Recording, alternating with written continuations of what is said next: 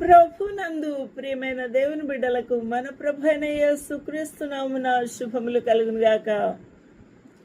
ఈ 2026వ సంవత్సరం మొదటి దినమందు ప్రభు మనకు అనుగ్రహించిన గొప్ప ధన్యతను బట్టి, మనకు అనుగ్రహించిన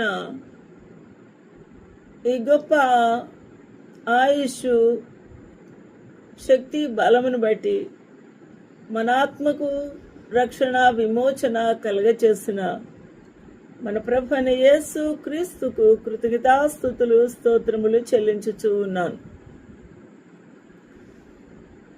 ప్రభునందు ప్రేమైన వారలారా, ఈ యొక్క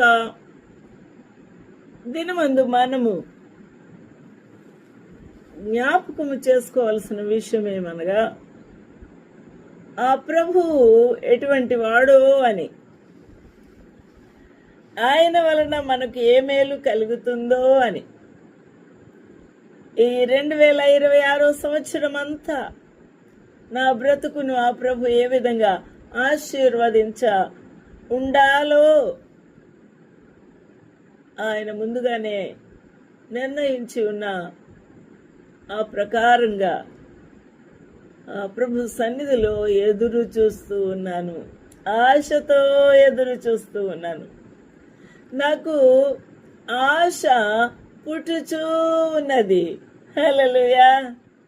ఎంత బాగుందండి.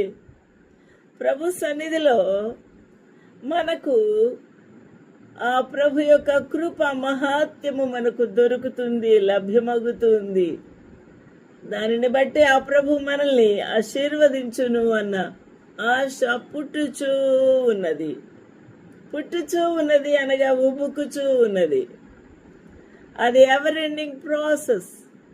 మనము ప్రభు మీద ఆధారపడుతున్న విధానం బట్టి, ప్రభువు నమ్ముకొని విశ్వసించిన విధానం బట్టి, ప్రభువును నిరీక్షణతో ఆయన కృప కొరకు అందుకొనుటకు ఆశతో నిరీక్షించుచు ఉన్న విధానములో మనకు ఈ ఆశ పుట్టుచూ ఉన్నది.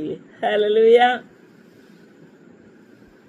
విలాప వాక్యములు 3:22 యెహోవా కృపగలవాడు.